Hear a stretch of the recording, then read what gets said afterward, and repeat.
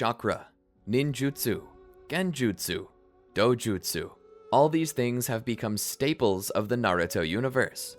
The power system is the backbone of the stories told here. Sasuke and his Mangekyo, Naruto and his Ninetales, Madara, Obito, Kakashi, and more. But the longer I think about these things, the more I begin to wonder, even if we took this power system away, would Naruto still be Naruto? How would the story change? And would it still be able to get across the same feelings, the same meaning? I suppose that's what I want to try out now, so I hope you'll join me as we figure out how this turns out. But first, welcome to the Amagi. Before we begin, only 25% of our viewers are subscribed, so if you're a fan of the video, please like and double check if you are subscribed. And with that out of the way, let's get into the video.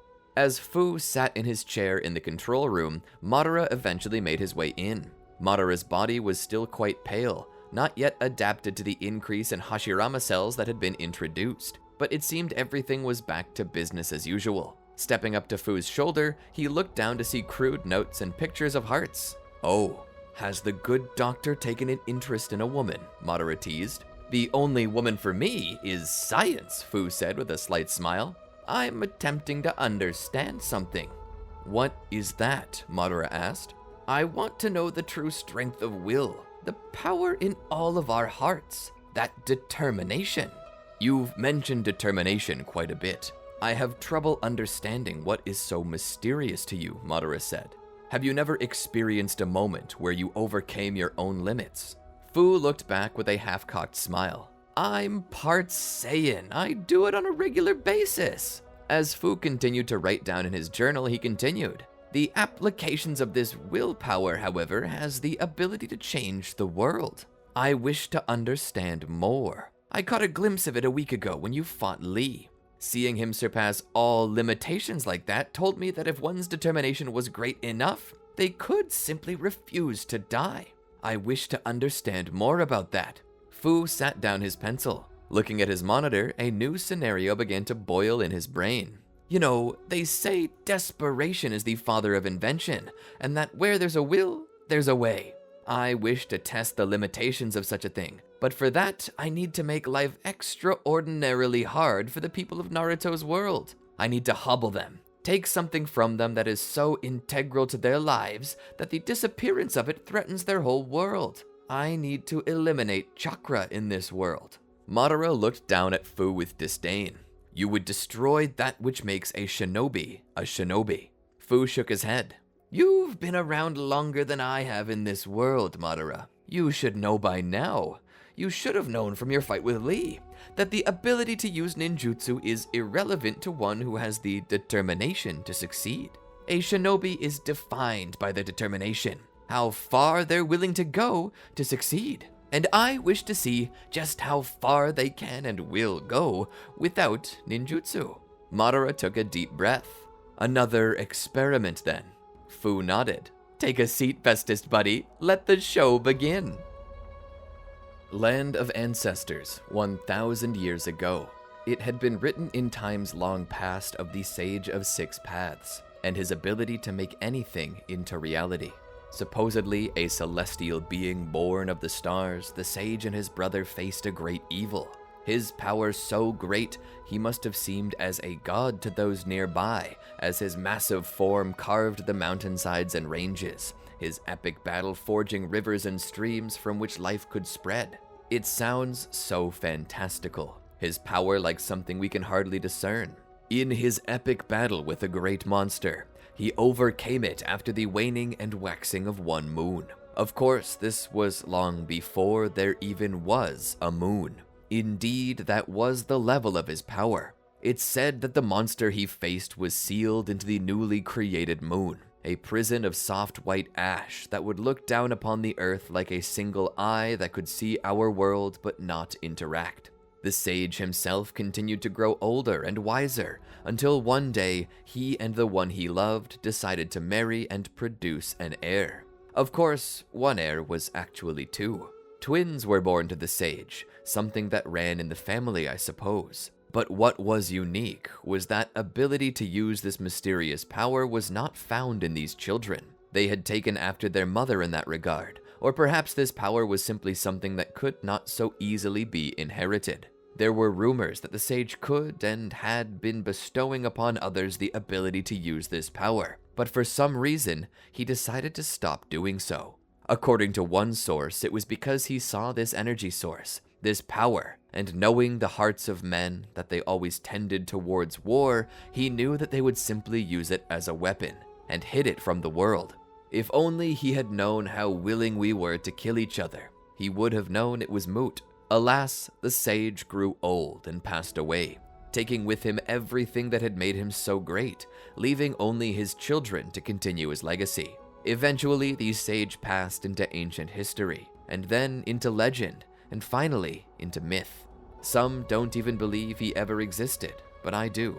If he didn't exist, then the tailed beasts that roam the land, the wild Chakra, would never exist. For ages, we have tried desperately to tap into this power, though all have failed. The human body simply cannot handle the influx of power, resulting in the demise of any greedy men with greater ambitions. But even without this power, it has done nothing but cause our ways of fighting to evolve. We ourselves are coming up with new ways of killing each other by the day.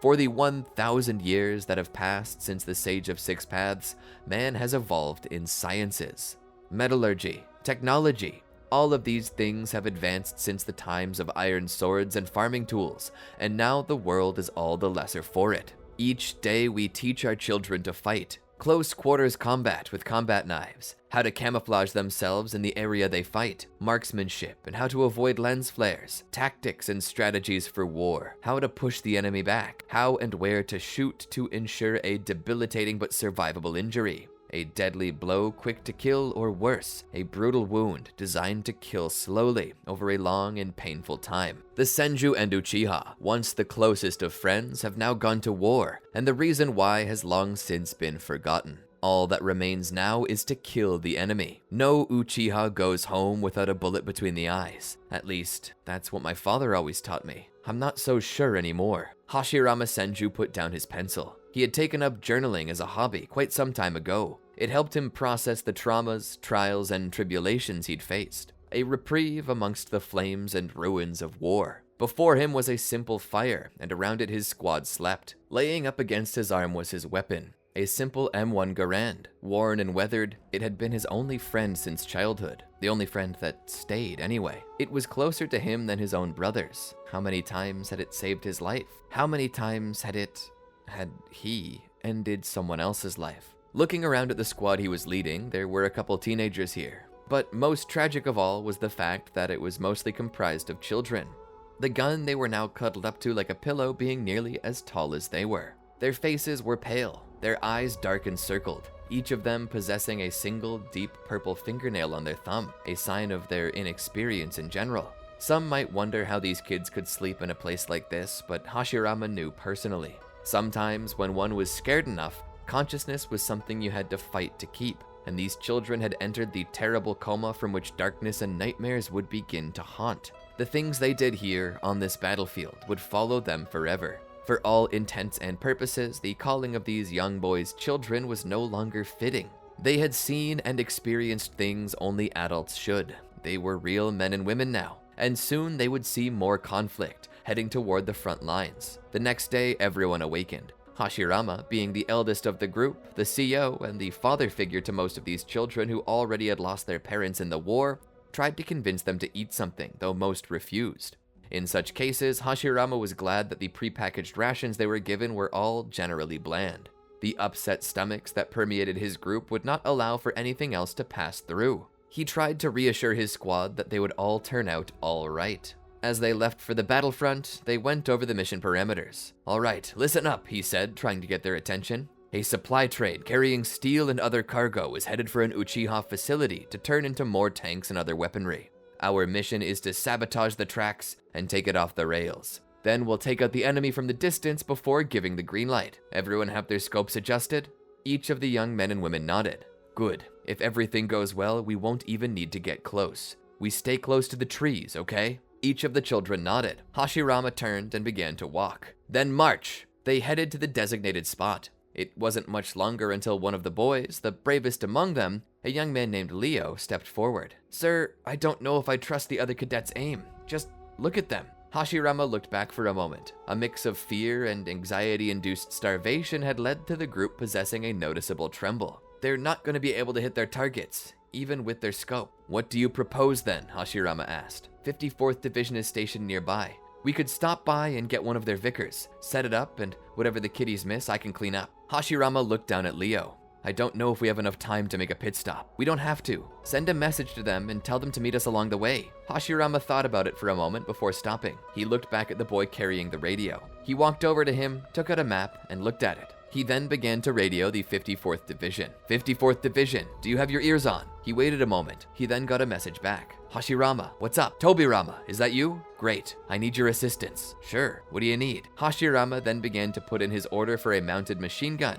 and told him to bring it to a certain location along the way. Tobirama would agree and would meet Hashirama along the way with the weapon. "Any reason why you need this thing?" Tobirama asked. "I don't exactly know if my squad has the temperament for accuracy right now. I need Leo on the machine gun to sweep up anything they miss." Tobirama nodded. "Just be sure not to lose it. We're already running low on supplies. That's why we're taking this train, isn't it?" Hashirama asked with a smug smile. Tobirama did not reciprocate, but then again, he rarely did. Just don't lose it. And so they continued on their way. They would eventually reach the edge of the forest where the tracks were. Hashirama then began to instruct his squad to begin setting up the machine gun at that location. The small squad began to do exactly that, while Hashirama, Leo, and one of the munitions girls followed them out to the track. They began to lace the thing with dynamite. Once it was set up, they began to run the wire back into the small gully from which the machine gun was now set. They had covered it in foliage to help camouflage. Wrapping the wires around the exposed bolts of the plunger, Hashirama left the small box nearby.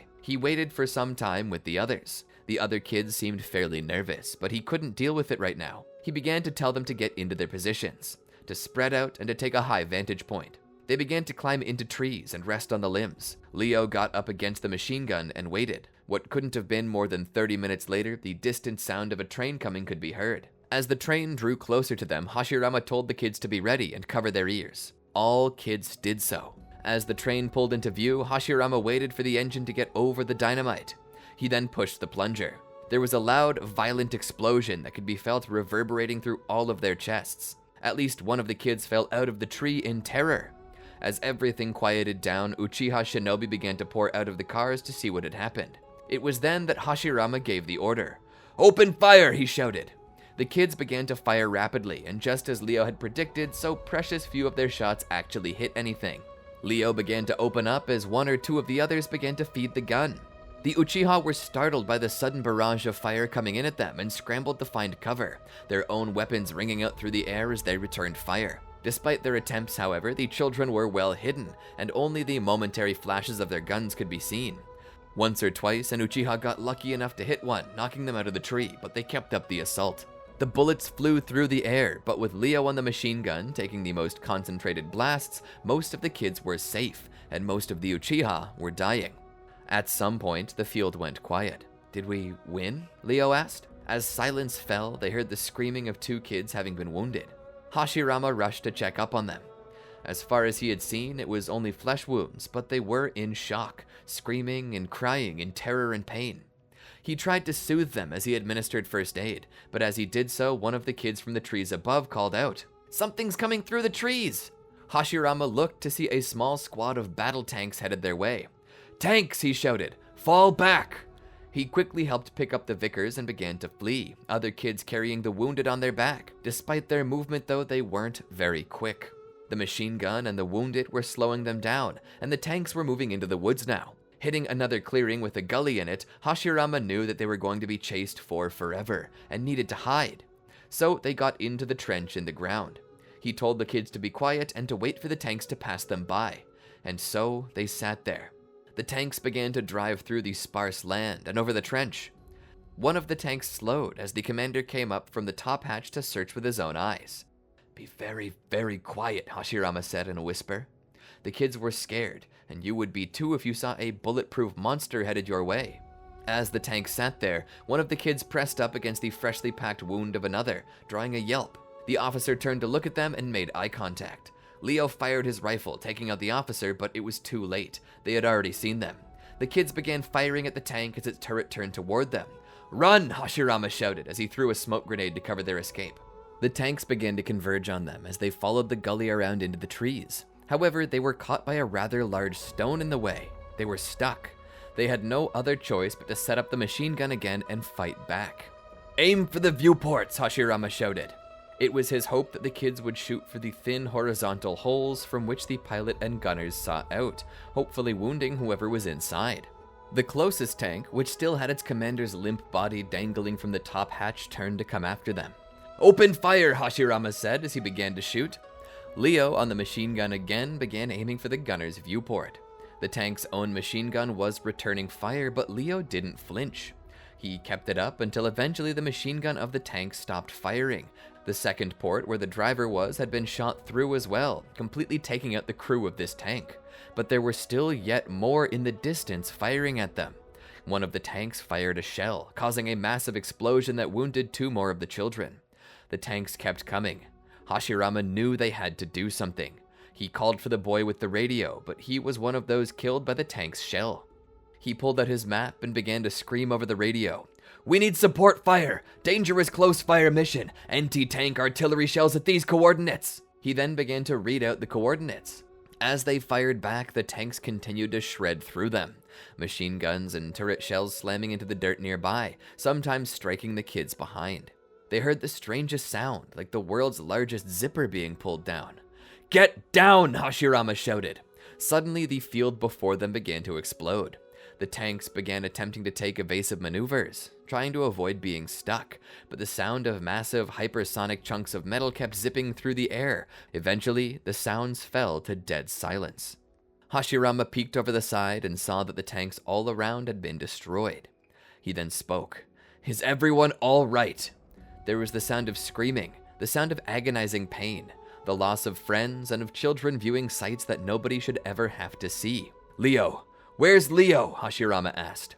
He later found him on the ground, unrecognizable from one of the tank shells that had ripped through not only the machine gun, but Leo himself.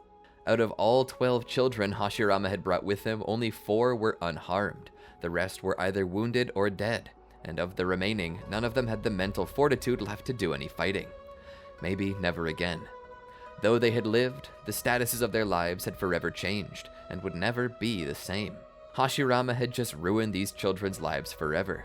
Getting on the radio, Hashirama called in the 54th Division.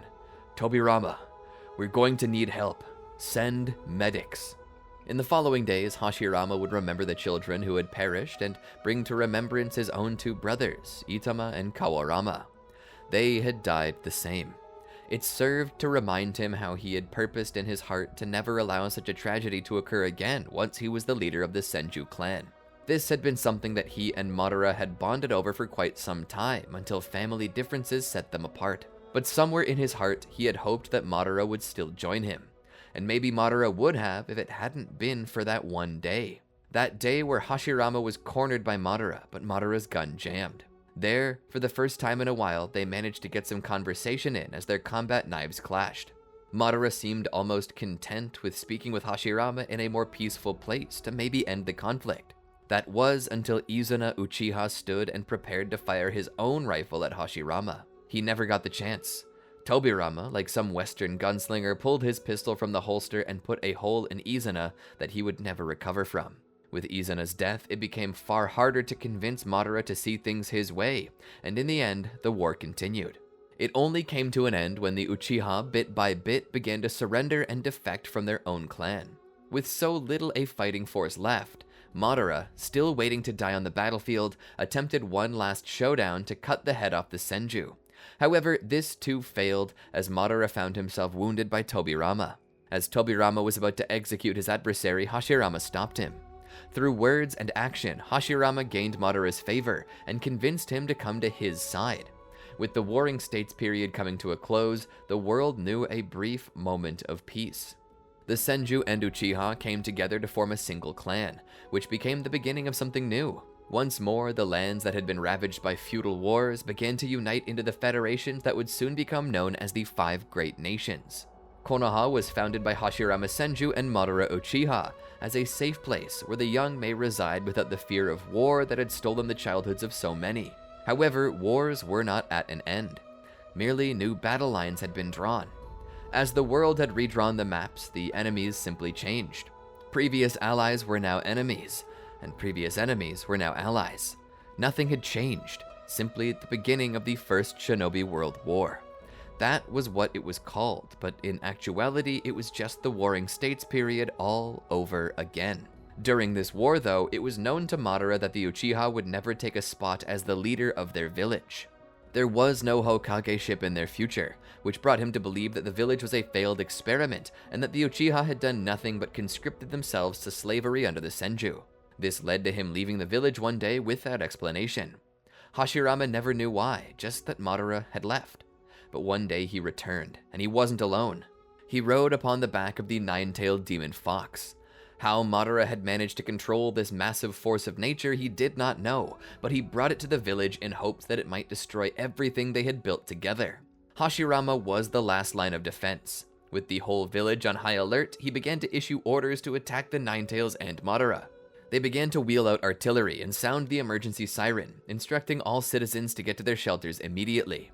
Konoha's forces kept firing on the Nine-Tails as well as its master. Artillery shells rained down upon the beast, bringing from it blood and cries of pain as it too launched tailed beast balls, each one with the power to level a small mountain. Eventually, Hashirama would get on the back of the beast and tackle Madara. As they hit the ground and rolled, the next volley of incoming mortar strikes hit the Nine-Tails, pushing it back. The Nine-Tails' regenerative powers were incredible, unlike anything else in nature. This thing was like all the kaiju one could read about.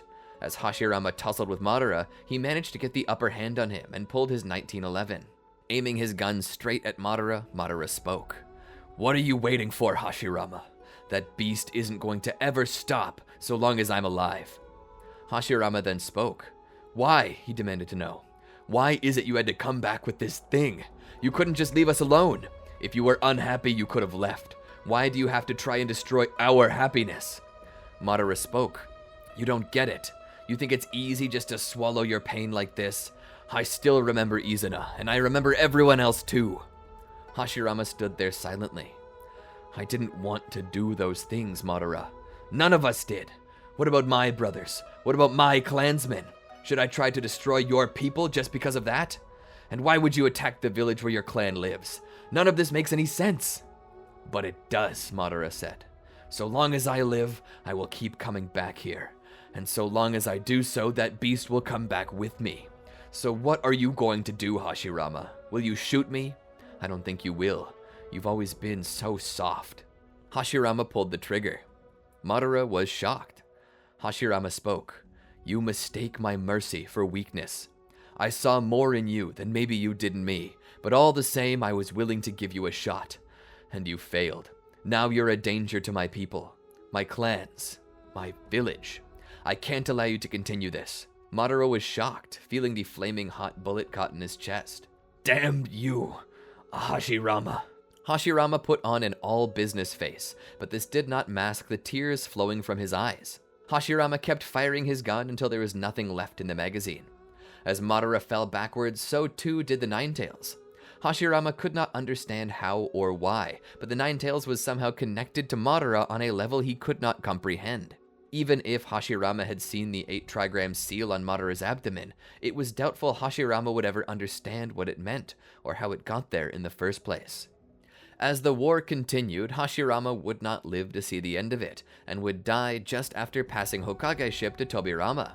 Sadly, Tobirama was the one to serve the shortest tenure as Hokage, before also passing it along to Hiruzen after they were surrounded by shinobi. Eventually, the war came to a close, but the air of dread hung over the world as the threat of a second shinobi world war began to rise. And so, Konoha poured all of its strength into developmental R&D.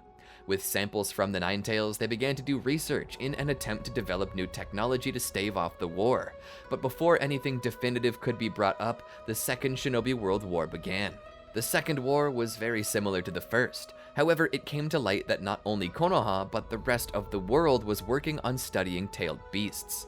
It became an arms race to see who could develop the first tailed beast-based weapon. Espionage was more common in the Second Shinobi World War than in the first.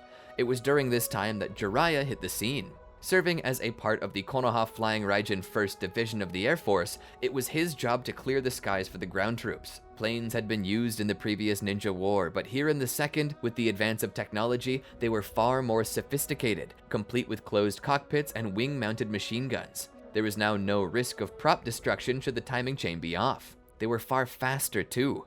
Jiraiya flew many missions over Suna and Iwagakure, escorting bombers and engaging in combat against Kirigakure's navy. But the story doesn't end with him, as at some point in time he would spend his days away from combat, training the next generation of airmen.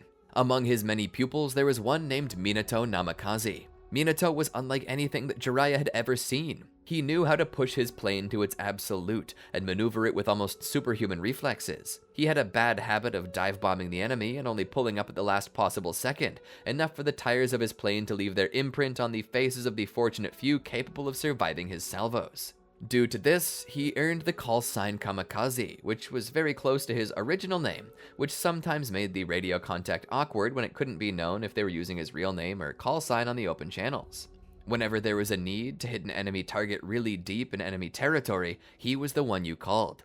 He could fly low, just above the tree line, ensuring that he'd avoid radar detection. Even if someone on the ground spotted him, he'd already be in, striking the target, and out before anyone could even radio in their discovery. Minato was a prodigy, and because of that, he was very popular. He also often dipped his toes into politics and strategy meetings, which saw him rise in rank very quickly until he was ready to lead his own squadron of planes. But the war would not last too much longer, as with the added help of a very particular scientist named Orochimaru, Konoha created the first Bijou-based weapon. It was a bomb designed to mimic the explosive nature of a tailed beast ball. It was developed after discovering that the samples of the Nine Tails was able to fuse its energy together to form heavy particles. And thus the first atomic weapon was created. Jiraiya remembered that day well, the day he was called in to escort the first weapon to Kumogakure. Minato would be called in as well. This super secret mission was said to be the mission that would end all wars, and was the greatest honor to undertake. But Jiraiya knew what was about to happen, and what they were about to do. Everyone did, but nobody said a word. This was the end of an era, and the beginning of another, a new era. An era of fear. How long would it be until the other nations discovered this technology and began to make it for themselves? That was the question on everyone's minds as they flew over during the cover of night. They flew not over land, but over sea in the contested area between Kiri and Kumo.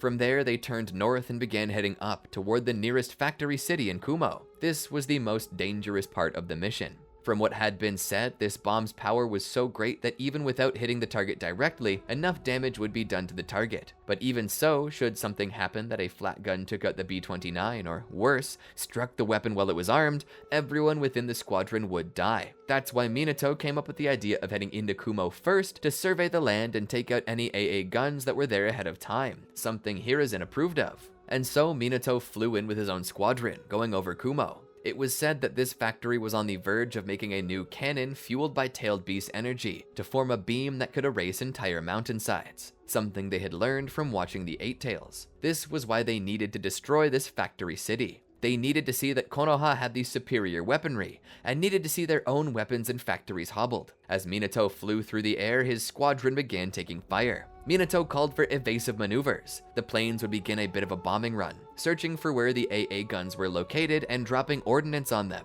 Once they were sure that most of the guns were disabled, they flew toward the northern end of the village as the B-2 and its own group at high altitude flew from the south. As they began to enter Kumo airspace, Jiraiya called out to Minato and his squadron to rise to a higher altitude and prepare to head southwest toward Konoha. "Do you have your goggles ready?" Jiraiya asked. Minato acknowledged him. "We do." Jiraiya took a second as a sigh was heard over the radio. "Put 'em on. We're about to turn night into day, and you don't want your eyes being exposed to that much light at once." Minato nodded as if Jiraiya could see it. He put his goggles on. They were so dark he couldn't even see the lights of his control panel. He was flying by the feeling of his ears alone. Minato couldn't help but remark how quiet it was. It was almost like being in a sensory deprivation chamber, or at least it would have had it not been for the sound of his own plane's engine. This all changed, however, a few moments later as a voice said, "Bombs away." It was the most somber voice he'd heard all night, as if the announcement of the Grim Reaper's arrival. Even if these people were their enemies, Minato couldn't imagine the horror of what they'd just done.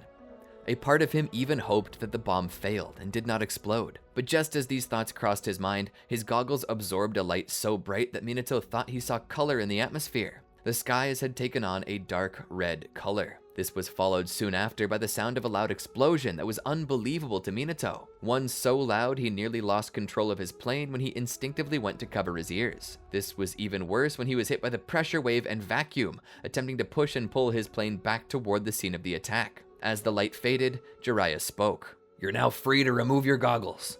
Minato pulled his goggles up, and for a moment he still couldn't see his instruments.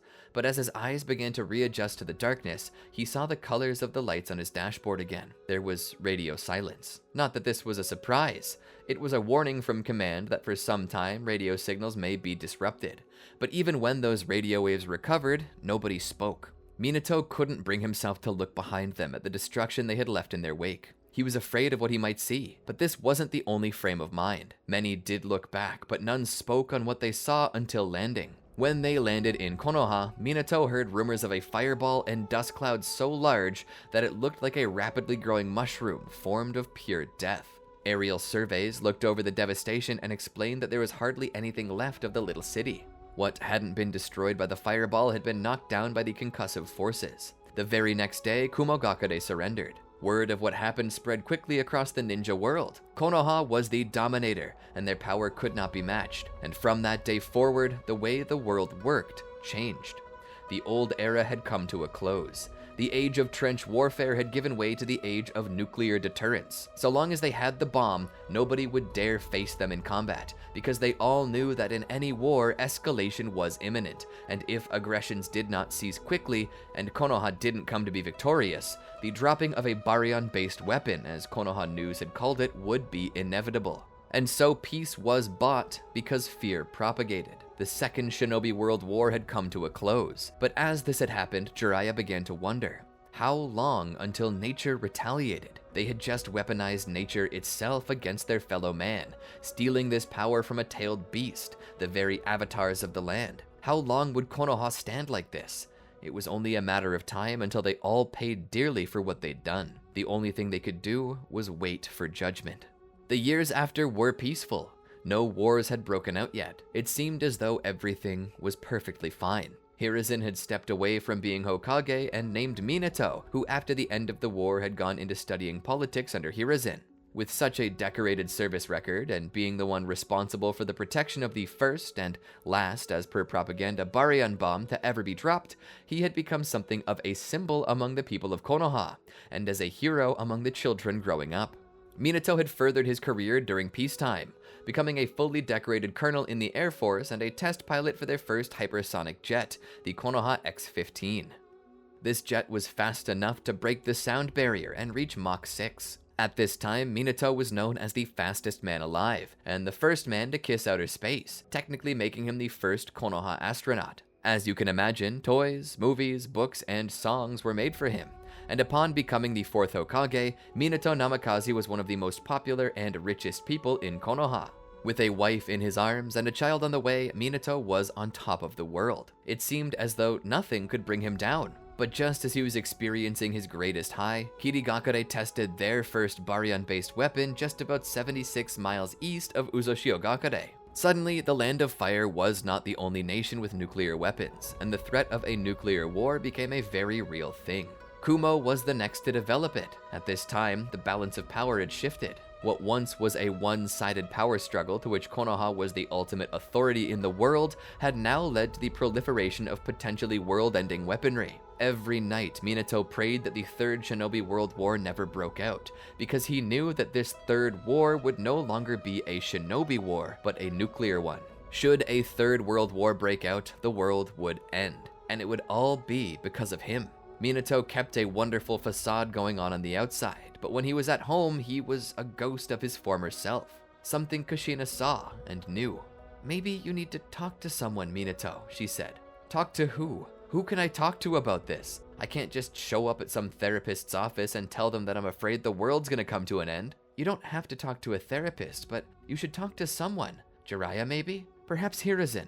Minato shook his head. "No, I'm not gonna talk to anyone. I can't. I won't. This is my burden to bear." "You don't have to bear it alone. I'm not alone, am I? I have you. Desperate, Minato began to question what to do next. It was then that he was approached by a former aide to Hiruzen and the current leader of Konoha's Black Ops Division, the Ansatsu Senjutsu Tokushu Butai. The man's name was Danzo Shimura, and seeing Minato's desperation, he began to tell him that the only hope to still outclass the other nations was to form a new weapon. But how would they do this, Minato wondered.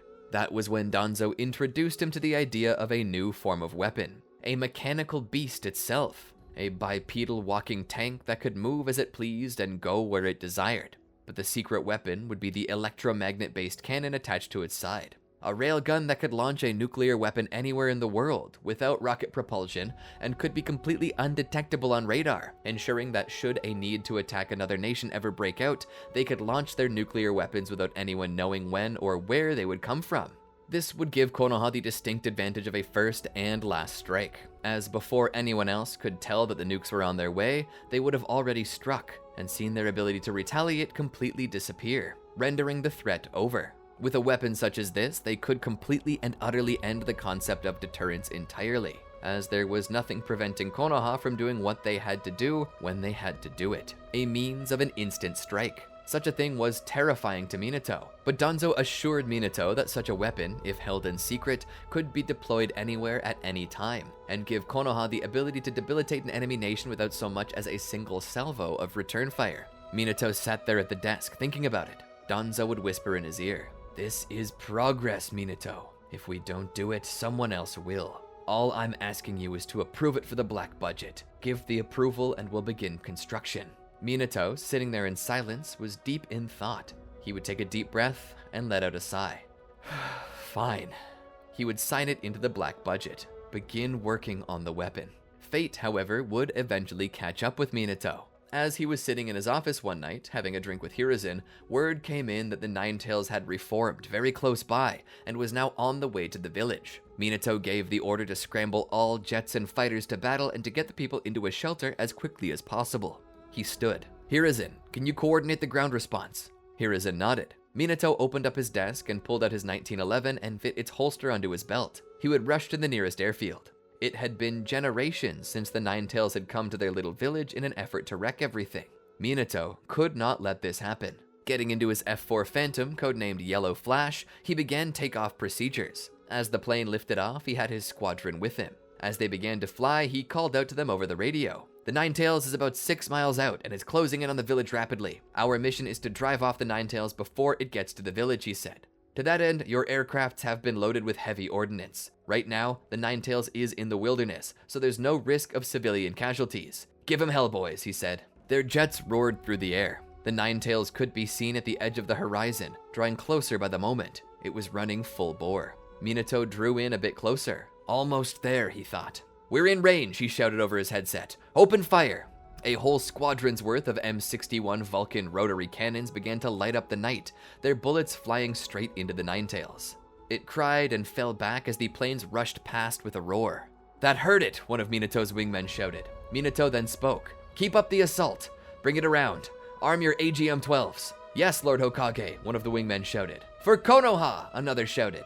They began to turn around. By this time, the Ninetales had regenerated and was now in a frenzied anger. It charged a smaller-tailed beast ball. It then bit down upon the ball and roared the blast out in a focused beam. "Evasive maneuvers," Minato called out. The planes began to roll out of the way, but despite this, 4 planes got knocked out of the air. The planes roared past again, missing their target. "Get set up for another attack run," he shouted. The pilots, getting their bearings back together, began to form up again. Flying way out, they turned around to give them enough time to come back in, get a lock, and fire, hoping it would also give them more time to dodge should another attack of that magnitude come for them. Minato came in again. "I got a lock," he shouted. The others acknowledged as their planes too seemed to have a lock. "Fire!" All at once they released their payload toward the Ninetales. It saw these missiles coming and knew what they would do. These had an air of death about them. If he were struck by them, there was no guarantee he'd survive, so he needed to take these missiles down. Forming another tailed beast ball, this time larger than the first, he crushed it between his jaws and released it as another concentrated beam. Predicting their paths, which was a lot easier to do given that they were flying straight at him, he made a sweeping motion with his head and erased those missiles from existence entirely. Minato's squadron barely scraped out of it. "It just destroyed all of our ASMs," one wingman shouted. "That was our entire payload. What do we do?" another asked. "Keep it occupied. We need a B-52 out here." He then began calling in for more air support. Not much longer after the call did the B-52 leave the tarmac, loaded with enough ordnance to blow the Ninetales' smithereens to smithereens. Flying high over the battle, they saw the jets flying around the Ninetales like a bunch of angry bees. The Bombardier found the Ninetales in the viewfinder and then pressed the button. The bombs began to slide down the track and out of the plane. They fell toward the ground. The Ninetales didn't even notice until they began to land in the vicinity. The entire area was decimated by the blast of the bombs, and the Ninetales was critically wounded, but as of yet still alive. "We got it! There's no way it'll be able to recover from that," one of the airmen shouted. But Minato wasn't optimistic. They were already out of ammunition. Their Vulcan cannons were empty, and there were no more missiles loaded on their wings. The B-52 had dropped everything it had, and this thing was still able to move. Its hands and arms were horrifically mutilated, but its head was mostly intact save for a few injuries. Minato knew the Ninetales, and with it still being able to move as it was, there was a high chance that it would regenerate. Minato gave the order. "Fall back to base. We need to reload. The battle's not over yet," he said. The other pilots were confused. "All that's left is for this thing to lay down and die." "Look closer," Minato said. The Demon Fox's hide was already regenerating, working overtime to heal the damage. New muscle and sinew were growing over the wounds already. The whole beast was smoldering, white smoke rising to the heavens as its regeneration went into overdrive. "You heard my orders. Back to base. Load up again. Prepare for the second sortie." The rest of the squadron had no choice but to follow their Hokage's orders. They turned back toward the base. As Minato flew through the air, he called into the radio. "Patch me into Hiruzen." "Just a moment, Lord Forth," the technician said. A few moments passed, and then an old voice came over the radio. "Hiruzen here. What's the situation, Minato?" "We hit the Ninetales with as much as we could, but its retaliation managed to take out our missiles. The B-52's payload hit, but the most it seems to have done is slow it down. We're coming in for refueling and reloading ammunition. I don't know how long we have, but if the Ninetales draws closer to Konoha, I need you to hold the line." "Is the artillery set up?" Minato asked. "Yes, we have the howitzers in place. The Ninetales is just in range. Shall we begin bombardment?" he asked. "Yes," Minato said. "Begin firing. Keep it at a distance. Don't let it regenerate." Hiruzen was silent for a moment. Minato could tell. "What's wrong, Hiruzen?" Minato asked. "You should leave this mission to your next in command. You need to be here on the ground. Your wife, she's gone into labor." "Kushina, where?" he asked. "In the shelter. You need to be there," he said. Minato felt his heart ripping in two. The demands of his duty as a Kage and the demands of his duty as a husband and father. But all the same, what good would it be for him to be at his son's birth if his son would only live 10 minutes? He needed to stop the Ninetales from destroying the village so he could live a long and happy life. "I have a mission, Hiruzen. I can't just shirk this responsibility at a defining moment like this. This will be my legacy. This will be perhaps the most important thing I've ever done in office. If I don't do this, the village might fall. It's one thing to have a good leader coordinating on the ground, but it's even better to have two coordinating on both ground and in the air. I have to do this." "I understand," Hiruzen said. "We're about to begin firing. We'll hold it back. Get set up for your second run." "Roger." Minato and what was left of his squadron landed and prepared to be refueled and reloaded. All the while, the howitzers unloaded on the Ninetales. Hiruzen was there for all of it. Eventually, the cannons stopped firing. "What's going on? Who told you to stop?" Hiruzen demanded. "Sir, the Ninetales has moved past the 7-mile mark. Our 105mm cannons can't hit it." "We drove it back?" Hiruzen asked. "Yes, but it stopped right at the edge of our artillery line. It's staying just out of range. Reports are coming in that it's also regenerating at an increased rate." "The thing's too angry to die," Hiruzen said. "It's also displaying high levels of intelligence.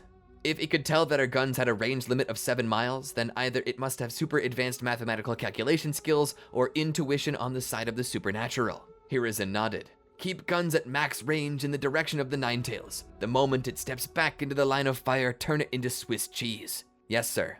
It took quite some time for Minato's jet to be reloaded and refueled. By the time it had, the Ninetales had already regenerated and was well on the way. He knew something was wrong the moment he heard the artillery stop, and now it was blasting frantically. The Ninetales was now well on its way to the village.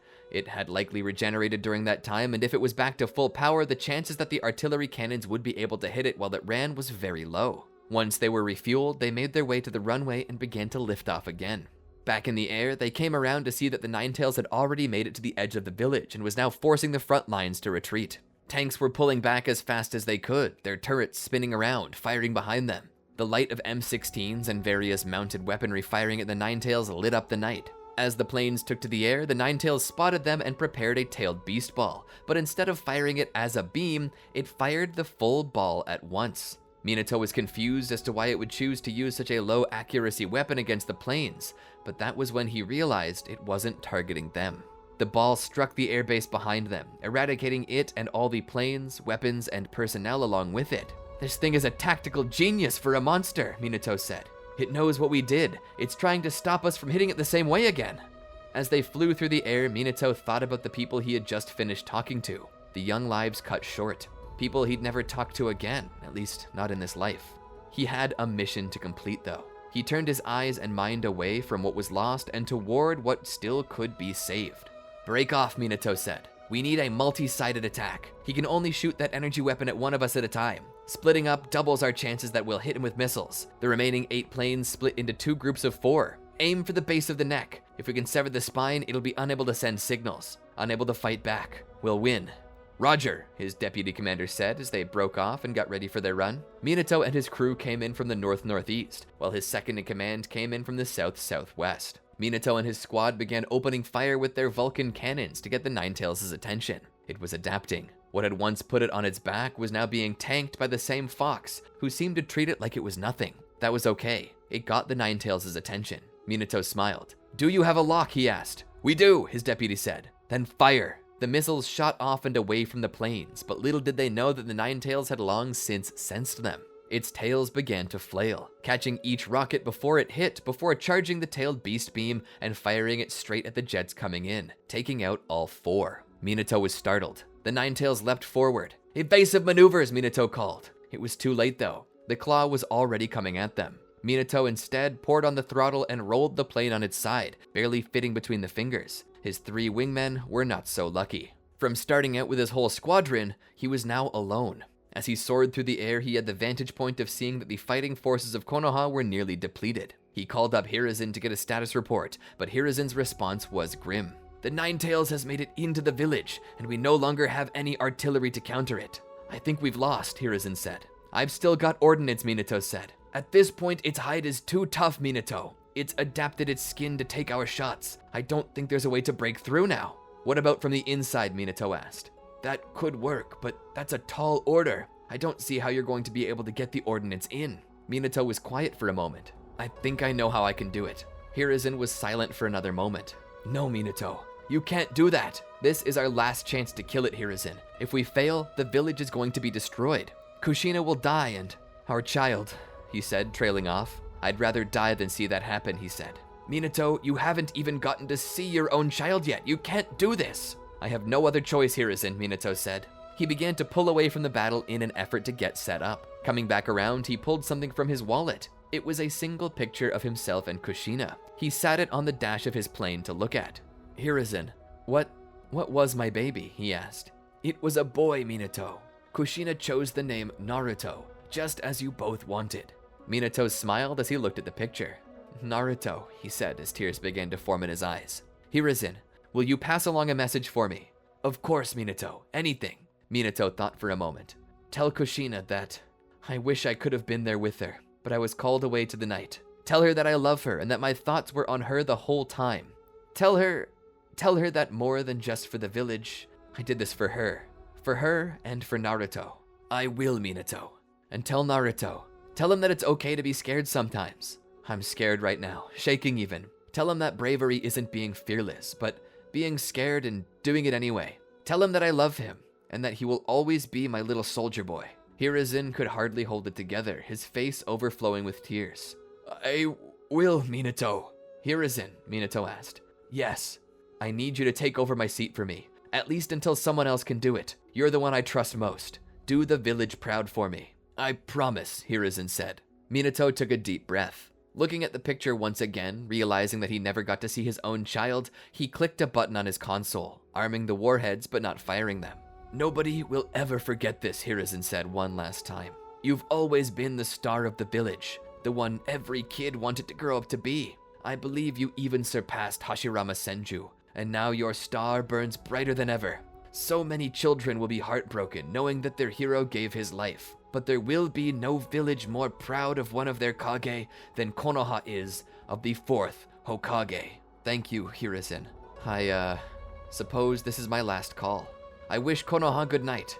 God bless Konoha, and God bless all its citizens and allies. Let my last wish be for an eternal world peace and the cessation of war. Until the next time we meet, this is 4th Hokage Minato Kamikaze Namikaze, signing off. Godspeed, Hiruzen said. And with that, Minato turned off his radio. He wanted silence for a moment before he did what he was about to do. Thinking deeply on Kushina and Naruto, he wished for a moment that he could have seen them one last time. Firing his Vulcan cannon into the eye of the Ninetales, it roared and turned to him, forming a tailed beast ball in its mouth. And as Minato looked into that tailed beast ball, he thought he saw Kushina cradling their baby, a blonde little boy. He looks just like me, Minato said with a tear running down his cheek. Kushina, Naruto, I love you. In the underground shelter, Kushina laid there, the pains of giving birth leaving her tired and strained. In her arms, she held a child. For a moment, she thought she heard Minato's voice. Looking around, she didn't see him anywhere. A tear began to form in her eye. It was at about that time that Minato's F4 Phantom flew straight into the tailed beast ball that the Ninetales had been forming, pushing it down its throat as the jet and its munitions exploded in the beast's throat. The beast let out a sharp but quickly silenced howl as its vocal cords were destroyed by the explosion. The tailed beast ball pushed down into its stomach detonated spectacularly, ending the threat once more in what could be considered a near-nuclear explosion. As the lights died down, not a shred of the Ninetales was left, nor the pilot who had killed it. The Ninetales was gone, along with Minato. The battle had left Konoha in tatters. So much damaged infrastructure. For some time, most of the budget received from the Land of Fire had to go toward rebuilding.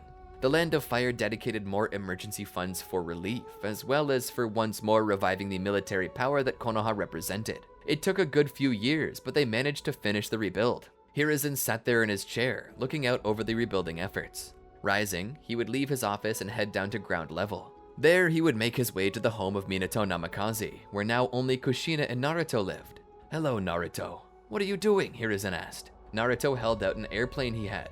Hiruzen took the plane and looked at it. You know, your dad used to fly a plane like this. I like planes, Naruto said. Hiruzen smiled. Your dad absolutely loved them. He used to tell me how he wanted to take you up in one when you were older.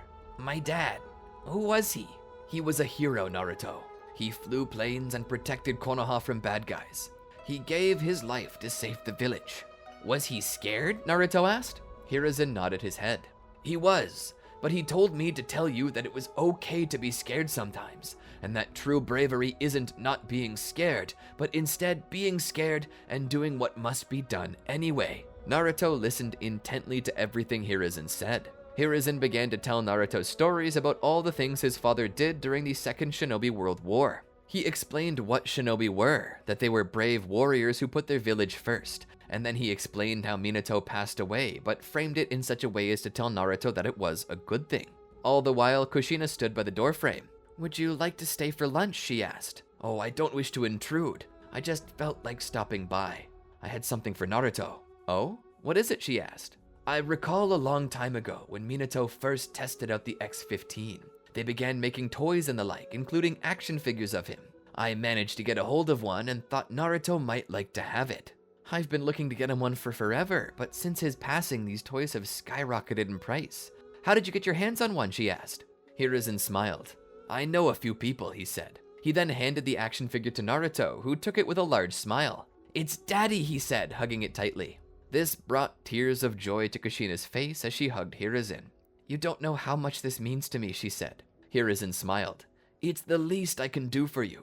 And for him. I think I ought to head out now, though. If you two ever need anything, do not hesitate to call. I'll be here in a flash. And from there, he left. He stopped by the marketplace and picked up something for his own lunch. Heading back to the office, he was surprised to find Donzo Shimura there. Oh, to what do I owe this pleasure? Hiruzen asked. Donzo looked out the window. You know, when Tobirama named you as Hokage, I'm not ashamed to admit that I was more than a little disappointed. But in my time, I came to realize the importance of the job I now hold. As time passed, I realized that what kept Konoha going wasn't the things people could see, but the things under the surface. The things nobody ever wanted to look at. The wet works. The world runs on secrets, espionage, and covert operations. Hiruzen stood there somewhat confused. He understood the importance of such efforts. Without such things, Konoha could have never become what it was now. But what was the point he was trying to make? Before Hiruzen could ask, Danzo spoke. Before he died, Minato Namikaze approved something for the black budget. Well, now that something is finished, and I want you to see it. What is it? Hiruzen asked. Peace incarnate. Hiruzen, interest piqued, put his food down on the desk and then motioned for Danzo to show him the way. Danzo began to walk past Hiruzen, leading him off. They passed outside of the building and down the road. As they continued following the road, they reached what could have been a dead end, but then Danzo uttered a phrase. 0P3NS3SAM3. Suddenly, the stone wall opened into a door. Entering in, they ended up on an elevator. Where are we going? Hiruzen asked. Danzo looked to him with a smile and put his finger to his lips. The elevator lowered down to the lowest floor. The door opened. They were able to step out into a large hangar where stood a massive bipedal walking battle tank. On one side was a massive railgun, and on the other was a large radome. What is this? Hiruzen asked. Years ago, as part of the Tanzaku project, we sought to harness the power of a tailed beast. That led us to forming what would become the world's first baryon bomb. But that wasn't enough. It was never enough. The ability to harness a tailed beast's power was one thing, but every nation quickly caught up. We need an actual tailed beast now. We knew unending peace through our nation, possessing the only weapon that the world could not fight back against. But since then, everyone has it. Proliferation has evened the playing field, and now, despite the doctrine of deterrence ensuring peace remains, how long do you think it will be until the world falls to another war? It will happen, and when that world war occurs, nuclear weapons will ensure that nobody survives. This is our get out of jail free card. This is a weapon able to launch nuclear weapons without rockets, undetectable to any radar, unable to be retaliated against. This is the king of all battle tanks, the emperor of all fighting weapons and gear. This is Metal Gear Rex. How did you build something like this? Not long ago, we received a strange optical disc from a man with purple skin. A man who said it would change the world, technology from another world. And with Minato approving the project, this tank has finally been finished. This is peace incarnate. It will restore our place at the head of the food chain. And now I ask that you allow us to begin covert testing. Should everything go well, we should mass produce this thing. No nation, no Ninetales will ever be a threat to us again. This is the weapon to end all wars, all strife. This is the end-all be-all of our struggles. What do you think? Hiruzen shook his head, mouth agape. I am in awe. Danzo began to smile widely. Shall we begin testing? And that's where I'm going to pause it for a little while. Okay, so I really like Metal Gear Solid. Astute fans will remember me making allusions to it in the past. And since there was no ninjutsu in this world, I thought that what Shinobi might fall back on is technology. And I won't lie, I've always kind of wanted to see what might happen if Metal Gear X fought the Ninetales. I'm sure many of you would like to see that happen too. But I guess you'll just have to wait a little while longer. Until then, be sure to like, subscribe, and ring the bell to be notified when we drop more videos like this. You don't want to miss when we release part 2, right? What's that? You can't wait for the next video? Well, tough titty, said the kitty. If you would like some more entertainment to hold you over till then though, try these videos. I'm sure you'll love them. Anyway, until next time, my friends, peace.